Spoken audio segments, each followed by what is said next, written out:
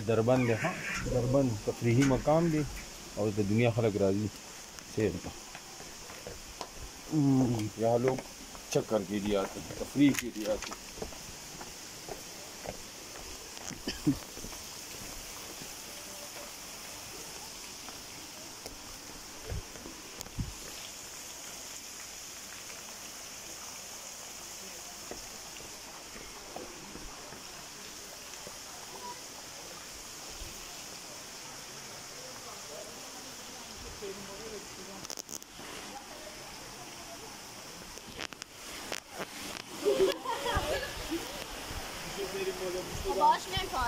شدم برگرد.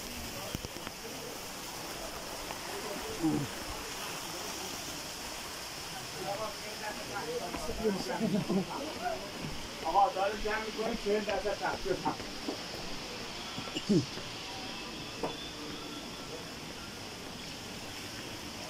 और तफरीही मकाम नहीं दरबंद से यहाँ पर ये तेहरान में दरबंद मकाम है जहाँ लोग तफरीह के लिए आते हैं ऊंची पहाड़ी पर।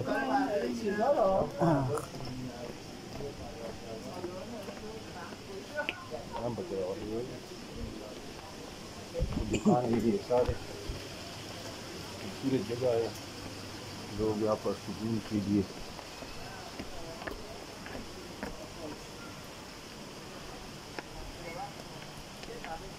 او باچا سه مونږ سره روان دي مونږ روان کړیو تجریش ته او دلته نو فارغ شو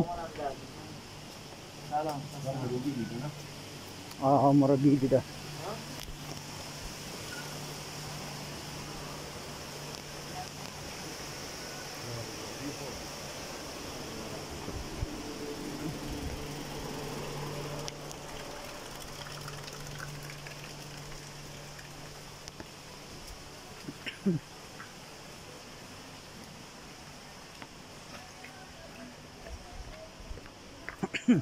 آقای شما اسمی چی؟ مرتضی. آقای مرتضی ما با هم است. بله. آقای مرتضی ما با هم است. Çok sağ ol. Ben Allah razı olsun. Bizi getirdi. Bizi getirdi buraya. Bizi rehberlik yaptı. Özü gelip yalan. Evet. Yok. Bizi çok yardımcı oldu. Şimdi biz onun arkasında gidiyoruz. Ama Murtaza bizi çok yardım oldu. Allah razı olsun. खूबसूरत मकाम आप देख सकते हैं। यहाँ पर हम तकरीबन 3-4 किलोमीटर पहाड़ पर पैदल चढ़ने के बाद ये हम नीचे दरबंद की तरफ आ रहे हैं। ये रास्ते में मुख्तलिफ जगह खूबसूरत मकामात लोगों की तफरीह के लिए बनाए गए।